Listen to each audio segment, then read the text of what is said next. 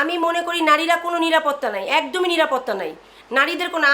আমি নিজে আমি ভোটার হয়েছি, আমি ফার্স্ট ভোট আমি বিএমপিতে দিছি, আমি এইবার নিজে পোলিং এজেন্টে ছিলাম, আমি সবাইকে বলে বলে বিএমপিতে ভোট দেওয়াইছি। আমার এলাকাতে আমি সবাইকে বলে বলে ভোট দিছি। আমার এলাকাতে যে খোঁজ নিয়ে দেখেন, আমি বেঁচে থাকলে আর বিএমপিতে ভোট দিব না। এখনই কি নিরাপত্তাহীন? হ্যাঁ অবশ্যই। না না, আগে কখনো আমি নিরাপত্তাহীনে ভুগি নাই। আগে আমরা ভালোভাবে চলছি, সুন্দরভাবে চলছি। এখন আমি দেখতেছি যে নারীরা পুরো নিরাপত্তাহীন, নারীদের কোনো নিরাপত্তা নাই এখন। আমি তো আমি নিজে ভুক্তভোগী। কেন একটা ভিন পুরুষ এসে আমি একটা মা, আমি একজনের বউ, আমি একজনের মেয়ে, সে আমার গায়ে এভাবে হাত তুললো কিভাবে? একটা পুরুষকে এভাবে আপনি দেখেন, গত 14 বছর আগে কি এভাবে গায়ে হাত তুলতে পারছে? আপনি চিন্তা করে দেখেন তো, আপনি তো গণমাধ্যম কর্মী, এই গত 14 বছর আগে কীরকম গায়ে হাত তুলছিল আপনি দেখেছেন? নাকি কোনো ইসলামে আছে, কোনো আইনে আছে এভাবে নারীর গায়ে হাত তোলা? আর দীর্ঘ আজকে 7টা দিন হয়ে গেছে, আমি এর কোনো বিচার পাই নাই। আমি আজকে সকালেও তো থানাতে যেয়ে ঘুরে আসলাম, আমাকে একটা পুলিশ কর্মী বললো না যে আপনি বসেন, আপনি এটা সূক্ষ্ম বিচার হবে। ওই লোকটার গাড়ি সহ লোকটাকে ছেড়ে দিছে। কি আশায় ছেড়ে দিল ওই লোকটাকে? ওই লোকটা তো ওনার বউকে মারলেও এভাবে যেতে পারতো না, পারতো? উনি যদি ওনার বউকে মারতো এভাবে যেতে পারতো? আর আমি তো একজনের বউ ছিলাম, একজনের মা ছিলাম, আমার গায়ে কিভাবে উনি হাত তুলে যে এলো?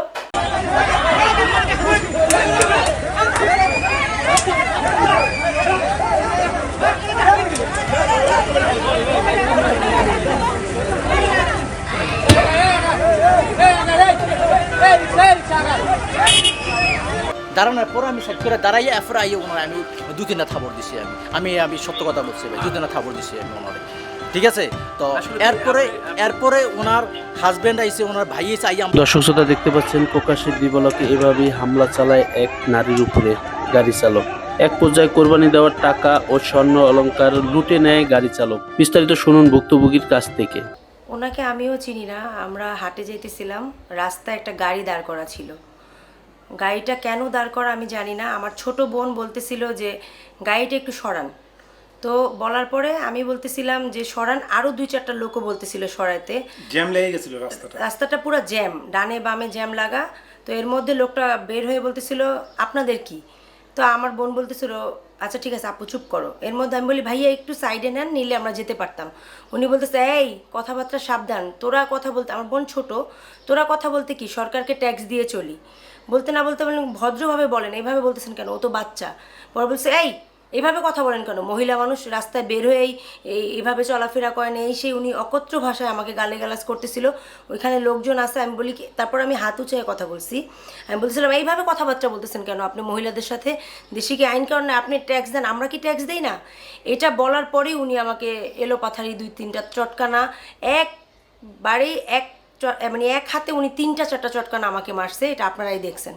চটকনা মারার মূল রিজনটা কি? মানে গাড়ি, হ্যাঁ ওনাকে আমি গাড়ি সরাইতে বলছে এই জন্য। আর মূলত হলো ও যে হাত ইয়া করে কথা বলতেছিল, লোকটা নাকি হাতটা ধরে ওনার আঙ্গুলটা ধরে নিচে নামায় দিচ্ছে। নিচে নামায় দিয়ে মহিলা মানুষের মতো থাকেন, এটা বলার সাথে সাথে ও বলছে আপনি কোন ধরনের আপনি আমার গায়ে হাত দিলেন কেন? গায়ে হাত দিলেন কেন বলতে যে উনি দেখ কি করি তোরে, উনি এলোপাথালি ভাবে, সেটা তো আপনাদের ফুটেজটা এর আগে আপনারা দেখছেন। হ্যাঁ এটাই। আমি ছোট থেকে, আমার বিয়ে হয়েছে আজকে 20 বছর, আমার হাজবেন্ডই আমার গায়ে এভাবে হাত তুলে নেয়। উনি একটা ভিন পুরুষ হয়ে আমার গায়ে এভাবে হাত তুললো কেন? এটা আমি আপনাদের কাছে, আপনারা তো মানে কি বলবো, আপনারা গণমাধ্যম কর্মী, আপনারাই দেখছেন, দেখেই তো আমার কাছে আসছেন না? তো আমি আপনাদের কাছে বিনীতভাবে রিকোয়েস্ট করছি, আপনারা এটা সুষ্ঠু তদন্ত করে দেখেন যে উনি কেন আমার গায়ে এভাবে হাত তুললো। আমার অপরাধটা কি? আপনারা ওই জায়গাটা যান, যে দেখেন কোনো সিসিটিভির ফুটেজ আছে কিনা। উনি বলতেছে ওনার গাড়ি আমি ভাঙছি, এটা সেটা। ওনাকে রাস্তার পাবলিকরাও পরে ধরে মারধর করা হয়েছে ওনাকে। আচ্ছা, এই বিষয়ে আপনার থানায় কোনো জিডি করে? থানার কাজটা আমি অনেক বলি স্লোলি করতেছে। যেমন আমি যদি আমার ওয়াইফকে গায়ে হাত দিই, আমার ওয়াইফ যদি থানাতে যায়, থানায় মূলত কিন্তু প্রথমে ওরা করে কি, 2জন স্যানিটারি দিয়ে পাঠায়, এসআই দিয়ে, যে ওই লোককে ধরে নিয়ে আসো। তো হাজব্যান্ড ওয়াইফের বেলায় কিন্তু তারা ওই লোকটাকে ছেড়ে দিছে, তারা ওই লোকটাকে ঈদের আগে ছেড়ে দিছে এবং তার গাড়িও তারা ছেড়ে দিয়েছে। এটা আমার কোনো প্রবলেম না, আচ্ছা ঠিক আছে ছেড়ে দিছে। কিন্তু এই ভিডিও আমি যাদেরকেই দেখাচ্ছি, যারাই দেখতেছে, এই ভিডিও নিয়ে কিন্তু আর কি অনেক ধরনের ইয়া করতেছে, যেটা আর কি একটা সুস্থ মানুষও বলে যে আমি তো ওকে সামনে পেলে টুকরো টুকরো করে ফেলতাম। তো যাই হোক, এটা যেমন তেমন। এখন আমার কথা হলো যে কি সাথে সাথে ওনারা মামলা নেয় নাই বা ওনারা তাকে অ্যারেস্ট করে গাড়িটাও রাখে ছেড়ে নাই। দিছে, গাড়িটাও ছেড়ে দিছে তারা। তাহলে ওখানে তারা কিন্তু আমাদের আমার ছোট্ট একটা মানে বাচ্চা ছিল 6 বছরের, আমার বাচ্চাও কিন্তু অনেক ভয় পেয়েছে।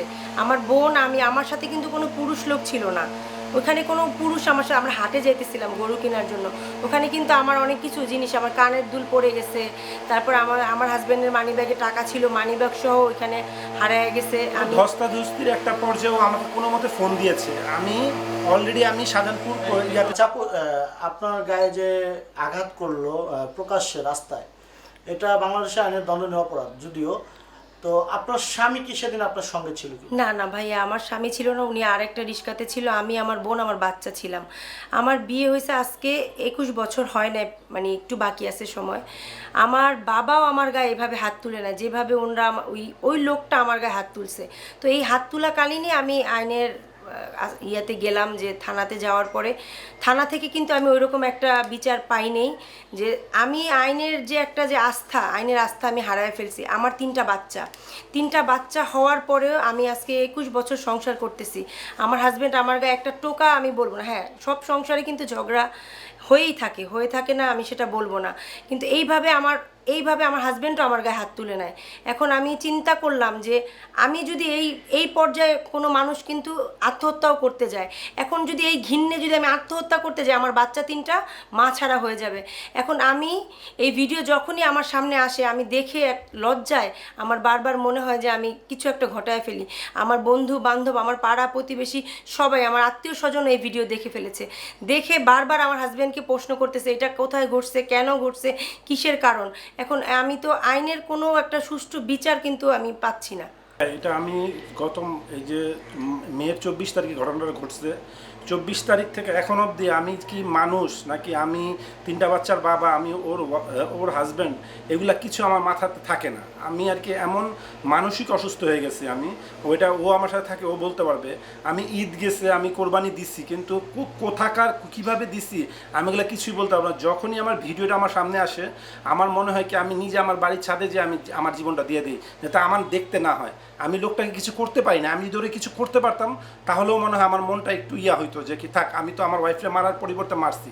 কিন্তু ও কি করছে, আমি যাওয়ার পরে ও লোক সেট আপ করে রাখছে, আমি ঘটনা না হলেও 15 থেকে 20 মিনিট পরে ওই জায়গায় যা পড়ছি, উল্টা ও আমাকে আরও লোকজন দিয়ে মায়ের খাওয়ায়। আমি এক পর্যায়ে আমি আর কি না বলে চলে আসছি ওখান থেকে, আর কি ধাওয়া নিয়ে চলে আইসা আমি এক দৌড়ে আইসা আমি কমলাপুর রেলওয়ে স্টেশনে আইসা দাঁড়া হয়ে দেন তারপরে আমি 999-এ ফোন দিয়ে আমি পুলিশ আনছি। তো সেখানে আমার এটাই ইয়া যে কি একটা লোক এইভাবে, দেশের কি আইন নাই, দেশে কি আইন শৃঙ্খলা বাহিনী কি ঘুমিয়ে পড়ছে? আমি এটা নিয়ে আর কি ইয়া যে এখন পর্যন্ত আজকে অবধি আমরা গেছি থানায়, আমাদের তেমন একটা রেসপন্স, আমি থানার পুলিশ থেকে কোনো রেসপন্স পেলাম না। একটা প্রশ্ন করছি যে ভাইয়া আপনার যদি ওর হাজব্যান্ড সম্বন্ধে এই ইয়াটা দিতে আসতো ওসি স্যারের কাছে, উনি বলতো যে আগে যা ওরে ধরে নিয়ে আসো, দেন আমাকে আপনি আপনার কাস্টডিতে রাখতেন, দেন আপনারা যা করার করতেন। আর এখন ওরে আপনারা ছেড়ে দিচ্ছেন, ইভেন ওর গাড়িটাও ছেড়ে দিয়েছেন, এটা কারণটা কি? এখন ওনারা ইসলামী ব্যাংকে একটা ঝামেলা হচ্ছে ওদিকে, ওসি স্যারও এখন ওইটার ঝামেলা দেখাচ্ছে যে ওটা একটু দেখি আমরা কালকে।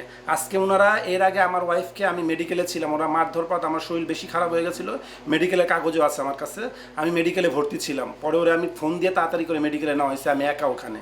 তো আমার হাজব্যান্ডকে, আমার ওয়াইফকে দিয়ে ওরা এভাবে লেখাইছে কিছু কথা, যে ওটা কোনো নর্মাল একটা জিডি লেখাইছে, যেটা ফুটেজ, যে ওনারা ফুটেজ কথাটা ওনারা ওটাতে উল্লেখ করেনি। দেন পরবর্তীতে আজকে আমি ওসি স্যারের সাথে কথা বলে, যে ওনারা তো এই জিডিতে তো কোনো কথাই উল্লেখ করা হয় নাই, ফুটেজটা যে আছে, ফুটেজটা যে আজ ভাইরাল হয়ে গেছে, ফুটেজটার কারণে একটা সংসার ভাঙার অনেক চান্স থাকে। আমার ওয়াইফের এখন যদি আমি আমার জান নিয়ে নেই, এটার দায়ভার কে নিবে? এটা কি আইন শৃঙ্খলা বাহিনী দায়ভার নিবে, না ওই লোকটা দায়ভার নিবে? আর সবচেয়ে কে বড় নিবে? কথা, মতিঝিল থানার কি এসআই দায়ভার নিবে? আমি বলি আপনাকে, এটা আমি একটা পেজে কি পাইছি জানেন? একটা পেজে আমাদের ওই ফুটেজটার মধ্যে লিখছে যে 4 লাখ টাকার গরুকে 60,000 টাকা বলাতে মহিলাকে এলোপাথালি মারতেছে। আরেকজন লিখছে বিএনপির আওয়ামী লীগের নেতার বউকে এভাবে মারতেছে। এইগুলি আসে আর মনে হয় কি আমার মৃত্যুটা আমার খুব কাছে চলে আসতেছে। আমার নিজের উপরে, আমার বাচ্চাগুলোকে দেখে আমি এখন আমার বাচ্চাগুলোর দিকে তাকায় আমি এখনও এই যে আপনাদের সামনে বসে আছি, কিন্তু আমি ভিতর দিক দিয়ে আমার মানুষত্ব বোধ বলতে কিছু আমি মানুষ নাই। আমি আমার একটা- বড় ছেলে ইন্টার সেকেন্ড ইয়ারে পড়ে, ওর বন্ধুদের কাছে গেছে। আমি যেদিন আমার ঈদের 3 দিন আগে ঘটনা ঘটছে, আমি ঈদের চাঁদ রাতে যখন গরু কিনতে গেছি, আমাকে ছেলে ডাক দিয়ে বলতেছে যে আন্টি একটু এদিকে আসেন। আমি কিন্তু এই ঘটনাটা দেখছি, আমি নাহিদকে দেখাই না। তাহলে আমার বড় ছেলে যদি এই ভিডিওটা দেখে, আমার বড় ছেলে এখনই মানে টিনেজ বয়স, ও যদি একটা ঝুঁকি নেয়, এই দায়ভারটা কি আইন শৃঙ্খলা বাহিনী নিবে? কে নিবে? আমরা তো কোথাও নিরাপত্তা নয় আমরা নারীরা। আমাকে যে এইভাবে এলোপাথালি একটা লোক এইভাবে চটকালো, এটা নিয়ে কি, এটা সোশ্যাল মিডিয়াতে যে একদম তোলপাড় ফেললো, কিন্তু আইন শৃঙ্খলা বাহিনীর কি চোখে পড়লো না আমার এই মাঠটা? ওনাদের আমরা দেখাচ্ছি, দেখানোর পরে ওনারা কিভাবে ওই রাতে ওনাকে ছেড়ে দেয়? আমার ওনার এটাই গাড়িটাও জিজ্ঞাসা। ছেড়ে দিল, ওনাকেও ছেড়ে দিল, কারণটা কি এটার? আচ্ছা, আপনি একটু বলবেন যে আসলে এই ঘটনার পর থেকে আপনার স্বামী আপনার বা পরিবার থেকে কি ধরনের সাপোর্ট পাচ্ছে? না, আমার স্বামী আমাকে সাপোর্ট দিচ্ছে। আমার স্বামী পুরো মানসিক রোগী হয়ে গেছে, কিন্তু আমার আত্মীয় স্বজন কিংবা আমার পাড়া প্রতিবেশী এরা আমাকে ঘৃণ্য চোখে দেখতেছে। এটা আমি নিজে বুঝতেছি। আমিও তো নিজে একটা পেজ চালাই, আমার নিজের কাছেও ভালো লাগতেছে না। এটাতে আমার সব দিকে আমার অনেক খারাপ হয়েছে ভাইয়া। এখন আমি নিজে একটা ঝুঁকিও নিতে পারি। এটাতে আমি 3টা বাচ্চার দিকে তাকায় আমি হয়তো বা কিছু করতেছি না। আমার 3টা বাচ্চা, আমার মেয়েটা একদম ছোট, আমার মেয়েটা 6 বছর বয়স আমার মেয়ের। আচ্ছা, আপনার সন্তান আছে? আমি আগেও বললাম যে আমার 21 বছর বিয়ের বয়সে আমার এখনো আমার বাবা আমাকে তুমি করে বলে যে মুক্তামণি আমি কি করব। এছাড়া আমার বাবা আমাকে আমার হাজবেন্ড আমার গায়ে কখনো হাত তুলে নেয়। আমরা ছোট থেকে অনেক আদরে বড় হয়েছি ভাই, আমরা 3 বোন। মা হিসাবে আমি নারী হিসাবে লজ্জিত। আমি এখন বলবো, আমি এটা বললে জানি না কেমন হবে। আমি বিএনপিকে ভোট দিছি, আমি জানি না কেমন। আমি মনে করি যে দেশে এখন নারীরা ভালো নিরাপদ নিরাপত্তা না, নারীরা একদমই নিরাপদ না। এখন আগে রাস্তায় একটা মানুষ ধাক্কা লাগলে সরি বলতো, এখন রাস্তা দিয়ে ধাক্কা কি এভাবে চটকে যায়ও, থানাতে বসেও সরি তো দূরের কথা, কিছুই কোনো বলে না। এটা কোনো কথা হইল নাকি? দেশে কি কোনো ইসলাম বলতে কোনো কিছু নাই এখন? আমাদের তারেক জিয়া তো বলে দেশে ইসলামের নিয়ম করবে, কি আমি তো দেখি কোনো কিছুই হইতেছে না। ও যে ও অনেক বছর পরে ও ফার্স্ট ভোট দিয়েছে, ও ভোট এর আগে দেয় নাই কখনো। ও ভোট দিয়েছে, ও ব্যালটের ছবি পর্যন্ত তুলে নিয়ে আসছে যে ও যে ধানের শীষে মারছে, সিলটা আমি মারছে। নিজে বিএমপি অনেক ও পছন্দ নিজে, করি। এইবার ইলেকশনে ও নিজে একজন ছিল, পোলিং এজেন্টের হিসাবে কাজ আমি করছে। এই পোলিং এজেন্টে ছিলাম বাসাবো বৌদ্ধ মন্দিরে। ইয়াতে তো সেখানে ওর আজকে কি এটা কি অপরাধ? সে একটা হাউসওয়াইফ, সে ওইভাবে রাস্তাঘাটে চলে না বিধায় কি তারা এইভাবে করলো? একজন হাউসওয়াইফ হিসাবে কি তারা এরকম প্রতারিত করলো? বা এটা আজ পর্যন্ত 24 তারিখ থেকে আজকে মাসের 1 তারিখ হয়ে গেছে, আজকে 6-7 দিন, 1 সপ্তাহে আমরা কোনো বিচার পাচ্ছি না। বা ওই লোকটা এখনো বাহিরে সুন্দরভাবে গাড়ি নিয়ে উনি ঘুরতেছে। আচ্ছা, সেই লোকটাকে আপনি এর আগে কোথাও দেখেছেন? না, আমি ওনাকে চিনি না, আমি দেখি নাই। আচ্ছা, এখন এই ঘটনার কি চাচ্ছেন আপনারা? আমি বিচার চাচ্ছি। উনি যে আমার গায়ে এভাবে হাত তুললো, কেন তুললো, কারণটা কি? আমি শুধুমাত্র, আমিও বলি নাই, আমার ছোট বোন, সে আমার 3 নাম্বার বোন, আমার বোন শুধু বলল যে গাড়িটা সাইড করেন। সে কোনো গাড়ি সাইড না করে এসে আয়শা তরকায় আমার হাতটা মোচড় দিল। এভাবে হাতটা মোচড় দিয়ে বলতেছে কি, তোরা রাস্তায় এভাবে চলাফেরা করো, তোরা বললেই কি গাড়ি সরাবো নাকি? সরকারকে রাজস্ব দিই। আমি ট্যাক্স দেই, আমি রাস্তায় ট্যাক্স দিয়ে চলি। আমি বলছি কি ট্যাক্স দেই মানে ভাইয়া আপনি এভাবে, ভাইয়া বলি না, আমি বলছি এভাবে কথা বলেন কেন? বলে যা যা সর, ওদিক দিয়ে যা। আর আমি একা ছিলাম না, আরও জামজট ছিল, আরও রাস্তায় লোকজন ছিল। ভাইয়া আপনারা তো গণমাধ্যম কর্মী, আপনারা তো মানুষের ন্যায়ের জন্য, কেন এখানে তো আপনারা আসছেন আমার ন্যায়টার জন্য আসছেন, আমি তো আপনাদের ডেকে নিয়ে আসি না। তাইলে আপনারা ওই জায়গাটায় যান, টিটিপাড়া হয়েছে না ঘটনাটা, টিটিপাড়াটা যে ওই যে কি পোলার দোকানের নামটা কি, মোল্লা হোটেলে একটু কষ্ট করে যে খবরটা নিয়ে দেখবেন যে ওখানে কার অন্যায়টা ছিল। যে প্রথম ফুটেজটা আমাকে একটা লোক দিছে, আমি জানিও না ওই লোকটা কে। ওই লোকটা এসে দিয়ে বলছে যে এই ফুটেজটা নেন, নিয়ে দেখেন যে ওনাকে কত ধরনের মাইটটা একটা ওই লোকটা দিয়েছে।